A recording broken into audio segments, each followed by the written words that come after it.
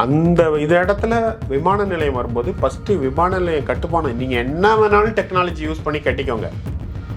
கட்டினாலும் வெள்ளப்பெருக்கு வரும்போது இந்த நீர் வெள்ளத்தால் அந்த விமான நிலையம் எப்படி பாதிக்கும், அதை தாண்டி சென்னை மற்றும் சுற்றுவட்டார பகுதி எப்படி அதனால் பாதிப்படையும் அப்படிங்கிறத சொல்லியிருக்காங்க.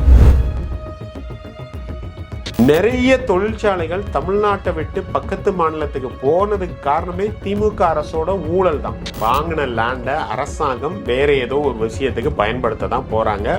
அது அரசாங்கம் முடிவு பண்ணும். மக்களும் பாதிக்காம அரசாங்க தேவையும் பூர்த்தி பண்ற மாதிரி என்ன பண்ணணுமோ முடிவு பண்ணுவாங்க. சரிங்களா? இது ஒரு பக்கம் போனாலுமே இன்னொரு விஷயம் என்ன போயிட்டு இருக்குன்னா, கொளத்தூர் தொகுதியில ஸ்டாலின் அவர்கள் தான் வெற்றி பெற்றேன்னு அறிவிக்கணும்னு சொல்லி உயர்நீதிமன்றத்துல வழக்கு போட்டிருக்காரு. போய் மறுபடியும் தோக்க போறாரு. அவ்வளவுதான். நாங்கெல்லாம் அதை ஃபர்ஸ்ட் கேர் பண்ணவே இல்லை. போ தனியா விளையாடு அப்படிங்கிற மாதிரி தான். இது இந்த இன்டர்வியூ நீங்க மார்க் பண்ணி வச்சுக்கோங்க. எத்தனை இடைத்தேர்தல் வந்தாலும் தமிழகத்தில் எங்கள் தளபதி, எங்கள் அண்ணன் விஜய் அவர்கள் தான் வெற்றி பெறுவார். அவர் கை காட்டுற நபர் தான் வெற்றி பெறுவாங்க. வேற யாருமே ஜெயிக்க முடியாது. வேணா வாங்க மோதி பார்த்துருவோம். ஸ்டாலின் அவர்கள் ஒரு மாதம் லீவ் விட்டுருந்தாங்க. ஏன்னா ஆடி மாதம் யாரும் கல்யாணம் வைக்கல. அவங்க திமுக கட்சி இதெல்லாம் பார்க்க மாட்டாங்க. ஆனாலும் திமுகலையும் யாரும் கல்யாணம் வைக்கல போல. ஆடி மாதத்துக்கு முன்னாடி வர ஸ்டாலினும் உதயநிதியும் எல்லா கல்யாணத்துக்கும் காலையிலையும் சாயந்தரம் போய் ஒப்பாரி வைக்கிறதே தான் பண்ணிக்கிட்டு இருந்தாங்க. இப்போ ஒரு மாதம் லீவ் விட்டுருந்தாங்க. இப்போ லீவ் முடிஞ்சு அதே ஒப்பாரியை திருப்பி வைக்கிறாங்க.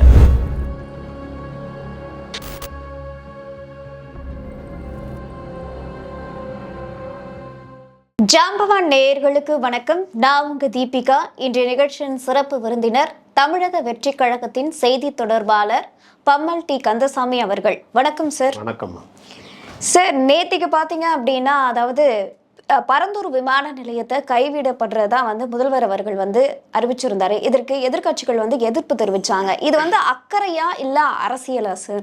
நீங்க எதிர்கட்சி கேக்குறீங்களா, ஆளுங்கட்சி கேக்குறீங்களா? இல்ல, எதிர்கட்சி இதுக்கு எதிர்ப்பு தெரிவிச்சிருக்காங்க இல்லையா? ஸோ இது அரசியல் உள்நோக்கத்தோட இவங்க எதிர்ப்பு தெரிவிச்சிருக்காங்களா, இல்ல மக்களுடைய நலனுக்கான அக்கறையை காட்டுறாங்களா அப்படின்ற ஒரு கேள்வி வருது. எதிர்கட்சியை பொறுத்தவரை இது அக்கறைலாம் ஒன்றும் கிடையாது. இது பிஸ்னஸ். எதிர்கட்சின்னா அது எல்லாருக்கும் அப்படின்னா கிடையாது. திமுகவுக்கு முக்கியமாக நான் சொல்கிறது, பரந்தூர் விமான நிலையம் ஸ்டாலின் என்னைக்கு அனௌன்ஸ் பண்ணாரோ அதுக்கு முன்னாடியே அந்த திமுக எக்கோசிஸ்டம் பரந்தூரை சுற்றி நிறைய லேண்டு வாங்கி போட்டாங்க. இப்போ வயிற்றுலையும் வாயிலையும் அடிச்சுக்கிறாங்க. அவ்வளோதான். அப்பார்ட் ஃப்ரம் திஸ், இது நாங்கள் குற்றச்சாட்டுறோம். இதை கண்டிப்பாக அரசு ஆய்வு செய்யும். அப்பார்ட் ஃப்ரம் திஸ், எந்த ஒரு தொழில் வளர்ச்சியும் விவசாயத்தை அழித்து வர முடியாது. சாப்பிடாம யாரும் எந்த வேலையும் பண்ண முடியாது. ஃபஸ்ட்டு உயிர் வாழவே முடியாது. இந்தியாவுடைய முதுகெலும்பே விவசாயம்தான். இந்த பரந்தூர் அவங்க ஐடென்டிஃபை பண்ணதில் அங்கே ஒரு நீர்நிலைகள் பற்றின ஒரு ஆய்வு ஒரு கமிட்டி பண்ணாங்க. அந்த ஆய்வை கடைசி வரை வெளியிடலை. கிட்டத்தட்ட ஒரு 5700 ஏக்கர் எடுக்க போகிறேன்னு சொல்கிறதுல ஒரு 1700 ஏக்கர் தான் கவர்மெண்ட் லேண்ட். அந்த 1700 ஏக்கரில் கிட்டத்தட்ட 1000 ஏக்கர் நீர்நிலைகள். மற்ற லேண்ட்லேயும் நீர்வழி பாதைகள் இருக்கு. இந்த நீர்நிலைகள் இல்லாமல் மீதி ஏக்கரில் கிட்டத்தட்ட 3000 சில்லற ஏக்கர் பார்த்தீங்கன்னா அதில் 75% வெட்லேண்ட், விவசாயம் பண்ணக்கூடிய நல்ல ஈரப்பதம் உள்ள லேண்டு. இன்னொன்று ட்ரை லேண்டு, அதுவுமே விவசாயம் பண்ணிக்கிட்டு இருக்காங்க. ரொம்ப சின்ன பகுதி தான் குடியிருப்புகள் நிறைய பேர் இருக்கிறாங்க. கிட்டத்தட்ட ஒரு 20 கிராமம் வரை அங்கே இருக்குன்னு சொல்கிறாங்க. இந்த ஆய்வுக்கு நீர்நிலைகள் பற்றின ஒரு ஆய்வு கமிட்டி ஒரு ரிப்போர்ட்டு நிப்பாட்டியிருந்தாங்களா, அந்த ரிப்போர்ட்டில் என்ன சொல்லப்பட்டிருந்தது அப்படின்னா, அந்த இடத்துல விமான நிலையம் வரும்போது ஃபஸ்ட்டு விமான நிலையம் கட்டுப்பானம், நீங்கள் என்ன வேணாலும் டெக்னாலஜி யூஸ் பண்ணி கட்டிக்கோங்க. கட்டினாலும் வெள்ளப்பெருக்கு வரும்போது இந்த நீர் வெள்ளத்தால் அந்த விமான நிலையம் எப்படி பாதிக்கும், அதை தாண்டி சென்னை மற்றும் சுற்றுவட்டார பகுதி எப்படி அதனால் பாதிப்படையும் அப்படிங்கிறத சொல்லியிருக்காங்க. கிட்டத்தட்ட முன்னாடி பெரிய நாலேஜ் இல்லாத காலகட்டத்தில் அரசாங்கமே தன்னுடைய அதிகபட்சியான கட்டடங்கள், அது எல்லா அரசாங்க கட்டணமும் நீர்நிலையில் கட்டிட்டாங்க. அது நாலேஜ் இல்லை, கட்டிட்டாங்க. இப்போ தண்ணி எவ்வளோ அத்தியாவசியமானது. தண்ணியால் 2 விதமான பிரச்சனைகள் நம்ம கையாளுறோம். ஒன்று, அதிகப்படியான நீர் வந்து வெள்ளப்பெருக்கு வந்து எல்லாரும் துன்பப்படுறாங்க. இல்லைன்னா தண்ணியே இல்லாமல் கஷ்டப்படுறோம். அப்போ வர்ற தண்ணியை சேமித்து வைக்க வேண்டியது ரொம்ப முக்கியம். நீர்நிலைகளை பாதுகாக்க வேண்டியது ரொம்ப முக்கியம். அந்த காலத்தில் பார்த்தீங்கன்னா, இங்கே நான் சொல்கிறது 1000 வருஷத்துக்கு முன்னாடி சோழர்கள் பல்லவர்கள் வாழ்ந்த காலத்துலலாம் இவங்க வந்து நீர்நிலைகள் ஒரு இடத்துல இருந்து தண்ணி இன்னொரு இடத்துல போய் நிரம்பி அப்படியே வரிசையாக போகிறதுக்கு அவ்வளவு நீர்வழி பாதைகளையும் நீர்நிலைகளையும் ஏற்படுத்தியிருந்தாங்க. காஞ்சிபுரம் அப்படின்னாலே நீர்நிலைகள் நிறைய உள்ள பகுதி. நீங்கள் சேட்டலைட் வியூ பார்த்தாலே உங்களுக்கு தெரியும். இப்போ இந்த ஏர்போர்ட் மட்டும் இல்லை அப்படின்னா தொழிலாளர்கள்லாம் பாதிக்கப்படுவாங்க, இல்லை நம்மளுடைய தமிழ்நாட்டோட வளர்ச்சி தொழில்துறை பாதிக்கப்படும் சொல்கிறாங்க.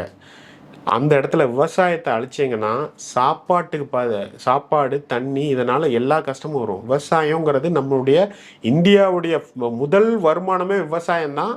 இந்தியாவுடைய முதுகெலும்பே விவசாயம்தான். ஒரு தொழில் வளர்ச்சி அப்படிங்கிறது வெறும் ஏர்போர்ட்டை மட்டும் வச்சு தீர்மானிக்கிறதெல்லாம் கிடையாது.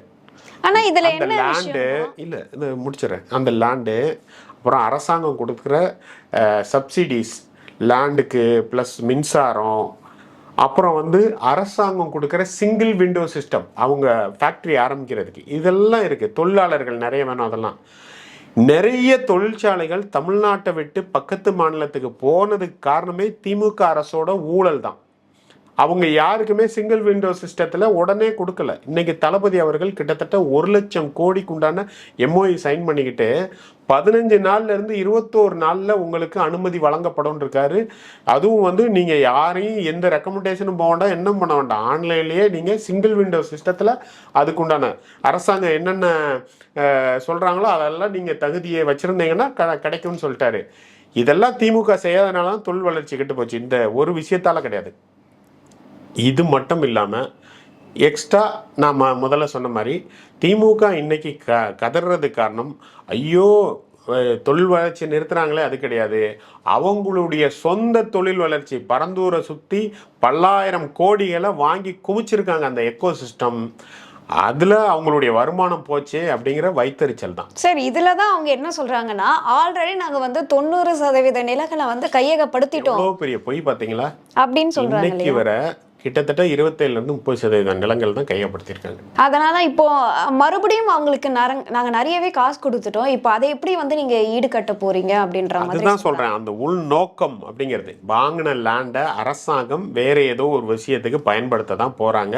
அது அரசாங்கம் முடிவு பண்ணும். மக்களும் பாதிக்காமல் அரசாங்க தேவையும் பூர்த்தி பண்ணுற மாதிரி என்ன பண்ணணுமோ முடிவு பண்ணுவாங்க. சரிங்களா? இவங்க பிரச்சனை என்னென்னா, அங்கே நிலத்தோட லேண்டு மதிப்பெல்லாம் ஏற்றி ஏற்கனவே பரந்தூர் இவங்க தான் திமுக அரசு தான் அனௌன்ஸ் பண்ண போகுது. அப்போ அந்த இடத்துல தான் அனௌன்ஸ் பண்ண போகிறோம் அவங்களுக்கு தெரியும். அப்போ அதுக்கு 1 வருஷம் 2 வருஷத்துக்கு முன்னாடியே வாங்கி குமிச்சிட்டாங்க லேண்டெல்லாம். இப்போ லேண்ட் ரேட்டெல்லாம் அப்ரிஷியேட் பண்ணி நமக்கே தெரியும். எத்தனையோ டிவி ஆடில் பார்த்துருக்கோம். பரந்தூர் விமான நிலையத்துக்கு அருகே அருகே அருகேன்னு போட்டு கூவி கூவி விற்றாங்க. இப்போ அவங்களுக்கு சொற்ப பணத்தை போட்டு விவசாயிகளை ஏமாற்றி வாங்கின பரந்தூரில் மட்டும் இல்லை, அதை சுற்றி ஒரு ஏர்போர்ட் வருதுன்னா அதோட வளர்ச்சி எத்தனை கிலோமீட்டருக்கு 12 கிராமங்கள் வந்து சொல்லி. அது இல்லை, ஏர்போர்ட்டு வர்ற இடம், அது ஏர்போர்ட்டை சுற்றி உள்ள இடங்கள் இருக்குல்ல, அந்த பிஸ்னஸ் லேண்டு பிஸ்னஸ் அதுக்குள்ள இந்த மாஃபியாக்கள்லாம் போயிட்டாங்க. அப்போ ஏர்போர்ட் லேண்ட்லேயே என்ன பண்ணுறாங்க அப்படின்னா, இவங்க ஏற்கனவே என்ன பண்ணியிருக்காங்கன்னா, வரப்போகுதுங்கிறத தெரிஞ்சுக்கிட்டு முன்னாடியே இந்த எக்கோ சிஸ்டம் அந்த லேண்டெல்லாம் அதிகப்படியான ரேட்டு கொடுத்து சின்ன பகுதியை வாங்குறது. பெரிய பகுதியெல்லாம் ஏற்கனவே வாங்கி போட்டிருப்பாங்க. ஒரு 8 லட்ச ரூபா ஏக்கருக்கு உள்ள லேண்டை 60 லட்சம் 70 லட்சம் கொடுத்து ஒரு 5 சென்ட் 50 சென்ட் அந்த மாதிரி வாங்குறது. அப்படி வாங்கும்போது என்ன ஆச்சுன்னா, பக்கத்தில் உள்ள லேண்ட் ரேட்டும் அதுக்கு ஈக்குவலாக இன்க்ரீஸ் ஆயிரும். அப்போ காம்பன்சேஷன் அரசு கொடுக்கும்போது இவங்க வாங்கின ரேட்டு கம்மி, காம்பன்சேஷனில் 8 லட்சத்துக்கு வாங்கின ஏக்கரு 60 லட்சம்னு கணக்கு பண்ணி 60 லட்சத்துக்கு 3 மடங்கு 4 மடங்கு காம்பன்சேஷன் வாங்கலாம். இந்த பிளான் எல்லாம் இவங்க கிட்டே இருந்தது. இப்போ எல்லாமே அடிபட்டு போச்சு. இப்போ அரசாங்கம் கண்டிப்பாக ஒன்று செய்வாங்கன்னு நான் நம்புகிறேன். இந்த இதில் கடந்த 6-7 வருஷமாக அங்கே என்னென்னலாம் லேண்டு வாங்கினாங்க, யாரெல்லாம் வாங்கினாங்க, யாரெல்லாம் கவர்மெண்ட்டை லேண்டு கொடுத்து காம்பன்சேஷன் வாங்கினாங்க, தனிநபராக இருந்தாலும் சரி கம்பெனியாக இருந்தாலும் சரி, அவங்க எப்போ வாங்கினாங்க, அந்த கம்பெனியை வாங்கினா அதோட ஓனர் யார், டைரக்டர் யார், அவங்க வேறு கம்பெனியில் ஏதாச்சும் இருக்காங்களா, ஏதாச்சும் பினாமி டிரான்சாக்ஷன் அதில் நடந்திருக்கா, இது எல்லாத்தையும் தீவிரமாக ஆய்வு பண்ணிங்கன்னா திமுகவோட அந்த சேஷ்டைகள் எல்லாம் வெளியில் வந்துடும். வந்தாலே தெரியும் திமுக இன்று கதறுவது எல்லாம் அந்த மக்கள் பாதிக்கப்படுறாங்க அப்படிங்கிறதுக்காக இல்லை இங்கே தொழில் வளர்ச்சி பாதிக்கப்படுது அப்படிங்கிறதுக்கு இல்லை, அவங்களுடைய சொந்த தொழில் அதை நம்பி நிறைய முதலீடு பண்ணி பெரிய கனவுல இருந்தாங்க. இந்த தமிழக அரசாங்கம், எங்களுடைய அண்ணன் ஜோசப் விஜய் அவர்கள் அந்த மக்களுக்கு கொடுத்த வாக்குறுதியை காப்பாற்றி இருக்கிறார், விவசாய நிலங்களை காப்பாற்றி இருக்கிறார், நீர்நிலைகளை காப்பாற்றி இருக்கிறார், அந்த மக்கள் தன் மீது வைத்த நம்பிக்கையை காப்பாற்றி இருக்கிறார். இது ஒரு பக்கம் போனாலுமே இன்னொரு விஷயம் என்ன போயிட்டு இருக்குன்னா, கொளத்தூர் தொகுதியில வந்து ஸ்டாலின் அவர்கள் தான் தான் வெற்றி பெற்றேன்னு அறிவிக்கணும்னு சொல்லி உயர்நீதிமன்றத்துல வழக்கு போட்டிருக்காரு.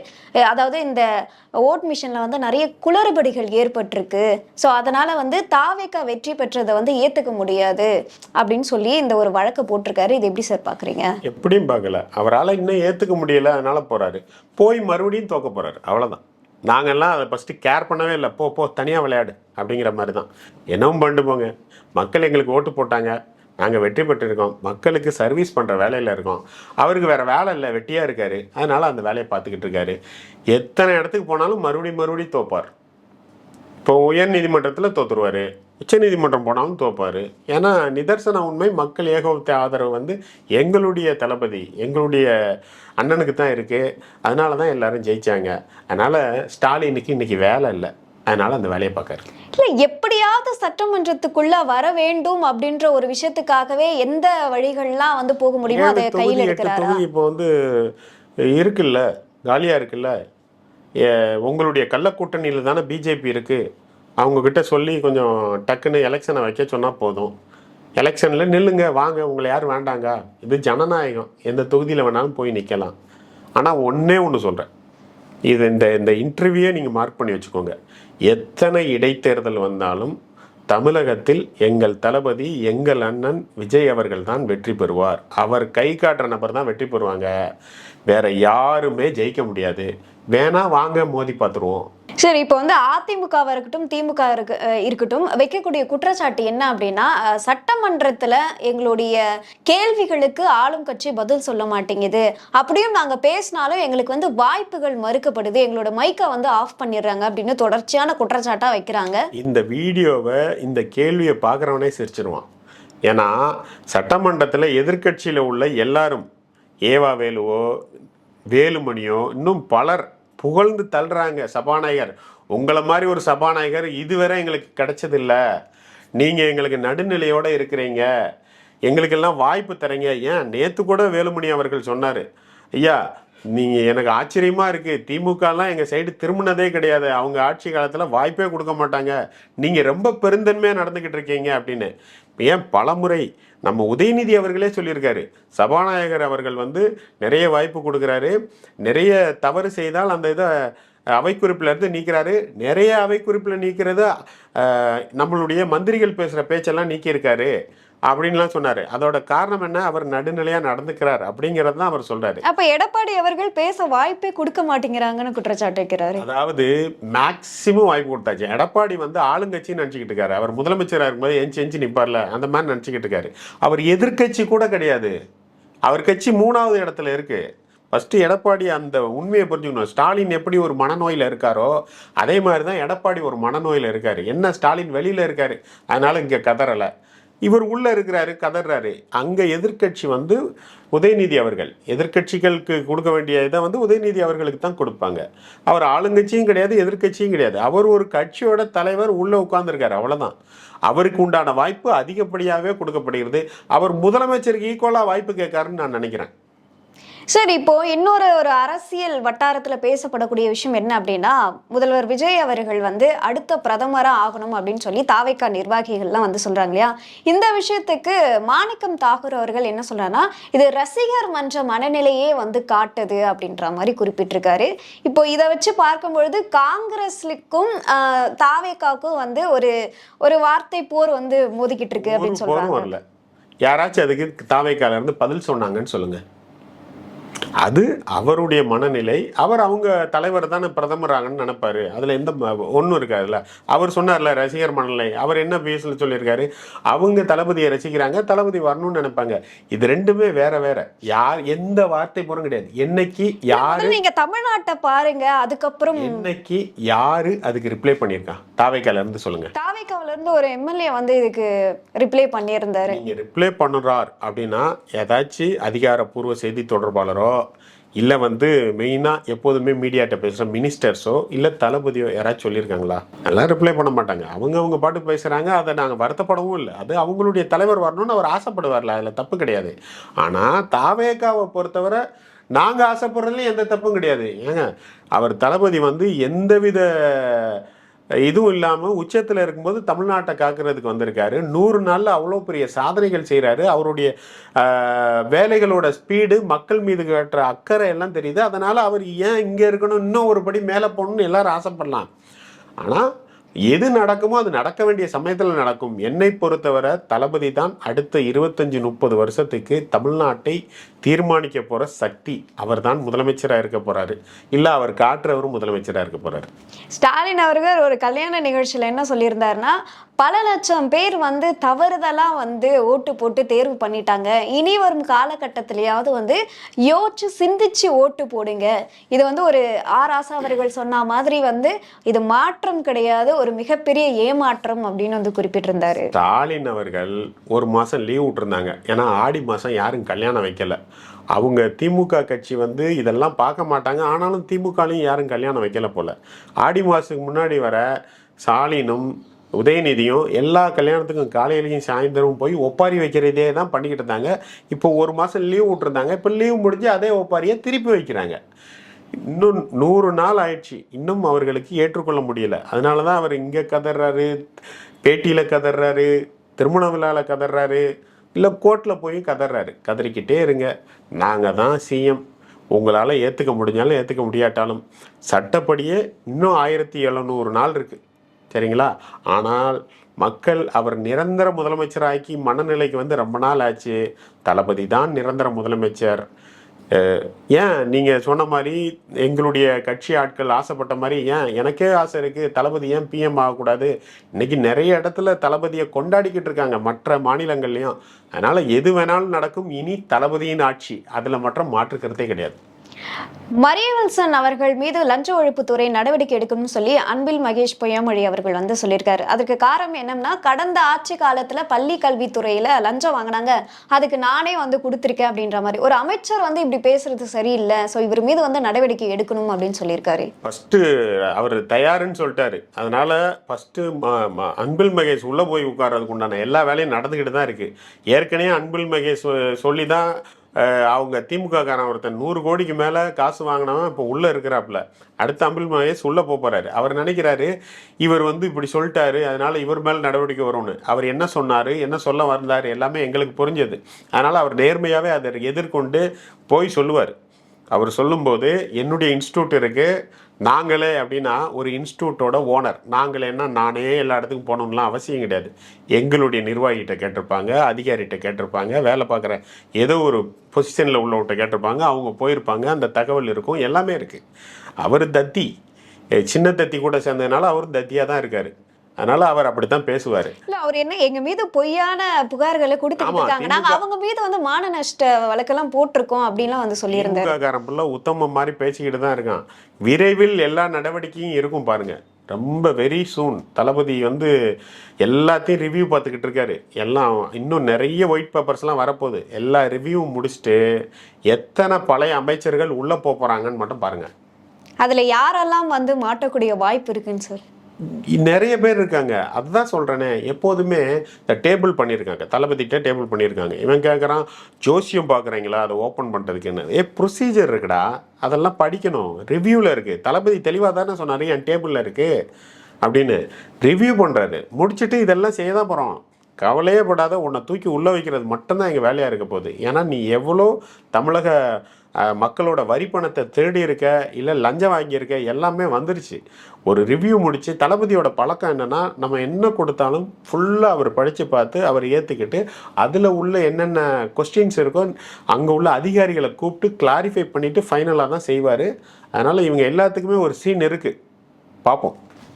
சரி, இப்போ வந்து இன்னொரு விஷயமும் என்ன அப்படின்னா, சிலிண்டர் வந்து அறிவிச்சிருந்தார் இல்லையா? தேர்தல் வாக்குறுதியில் வந்து 6 சிலிண்டர், இப்போ வந்து 3 சிலிண்டர். இதுலேயுமே வந்து ஒரு குறிப்பிட்ட மக்களுக்கு மட்டும் தான் கிடைக்கிற மாதிரி இருக்கு. இதனால வந்து நடுத்தர மக்களுக்கு ஒரு மிகப்பெரிய ஒரு ஏமாற்றமா இருக்கு. ஒரு ஏமாற்றமும் கிடையாது. நீங்கள் போய் எங்களுடைய வாக்குறுதியை நல்லா படித்து பாருங்கள்.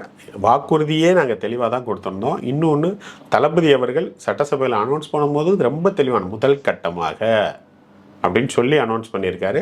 அடுத்த கட்டங்கள்லாம் இதில் இருக்குது. எப்போதுமே தளபதி வந்து அவர் சொன்ன வாக்குறுதி எல்லாத்தையும் நிறைவேற்றுறதுக்கு 3 பிரிவாக பிரிச்சுக்கிட்டார். ஃபஸ்ட் இயர், அப்புறம் 3rd இயர், அப்புறம் 5th இயர்.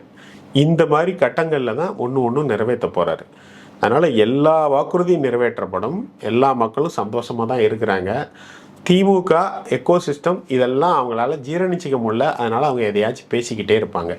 இல்ல, இதுல 3 சிஸ்டம் இருக்கு அப்படின்னு சொல்றீங்க. அப்ப வந்து முதல் 3 கட்டமா இருக்கு அப்படின்னு சொல்றீங்க. அந்த 3 கட்டத்துல முதல் ஒரு கட்டமா வந்து குறிப்பிட்ட மக்கள் வந்து அதை அனுபவிப்பாங்க. ஸோ மற்ற 2 கட்டங்கள் இருக்கு இல்லையா, அந்த மக்கள் கஜானாவில் இருந்தால் தானே. ஃபஸ்ட்டே நாங்கள் சொல்லிட்டோம்ல, எங்களுக்கு கொஞ்சம் டைம் தாங்க. கஜானாவை காலி பண்ணிட்டு போயிட்டாங்க. கண்டிப்பாக எல்லா வாக்குறுதியும் நிறைவேற்றப்படும். அதுக்குண்டான வேலையை பார்த்துக்கிட்டு இருக்கோம்.